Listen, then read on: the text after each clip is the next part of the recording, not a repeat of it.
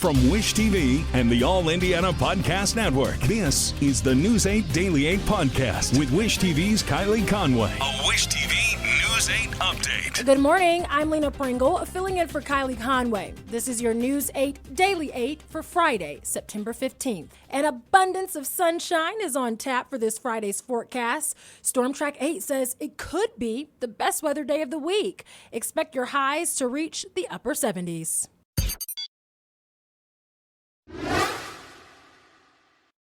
We start with breaking news. About 13,000 auto workers are on a historic strike.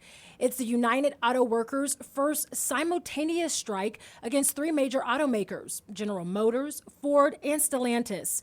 It's not a mass walkout. Instead, it's a targeted series of strikes at plants in Michigan, Ohio, and Missouri.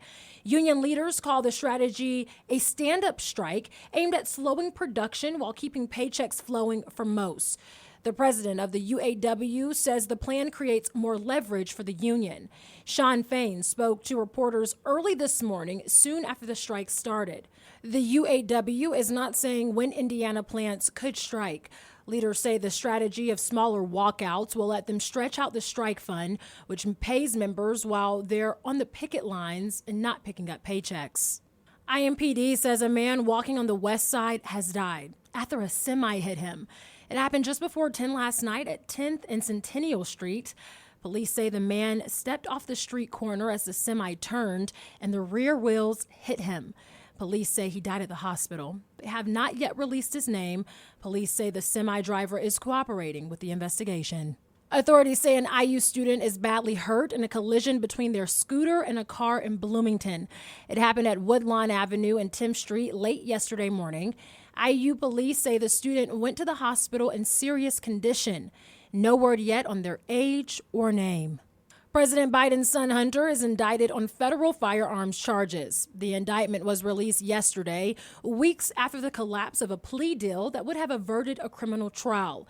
Hunter Biden is charged with making false statements on a federal firearms form and possession of a firearm as a prohibited person. The indictment accuses him of lying about his drug use when he bought a firearm in October 2018.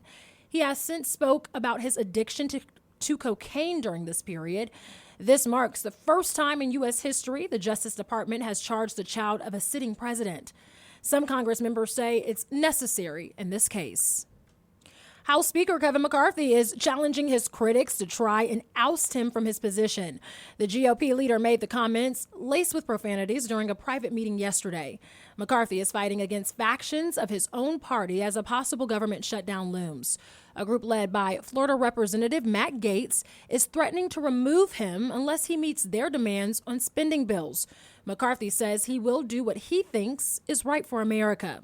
McCarthy and the rest of Congress have 9 working days to pass the spending bills needed to fund the federal government.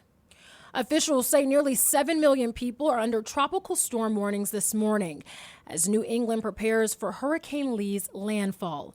Maine is under its first hurricane watch in 15 years. The governor declared a state of emergency yesterday. The eastern portion of the state is bracing for waves and high wind gusts. Utility companies say they've already called in reinforcements to help deal with power outages. People across the state removed boats from the water in preparation. Officials say some towns are even taking before pictures of coastal areas to help with insurance claims once the storm passes. Libyan authorities are blocking people from entering the flood-stricken city of Derna so search teams can look for bodies. Officials say 11,300 people are dead and 10,100 more are missing after flooding washed away entire neighborhoods and roads. The flooding started with extreme rainfall from Storm Daniel, which then caused the collapse of 2 dams. The storm also hit parts of Greece, Turkey, and Bulgaria. According to the UN, Libya's lack of emergency management infrastructure contributed to the high death toll.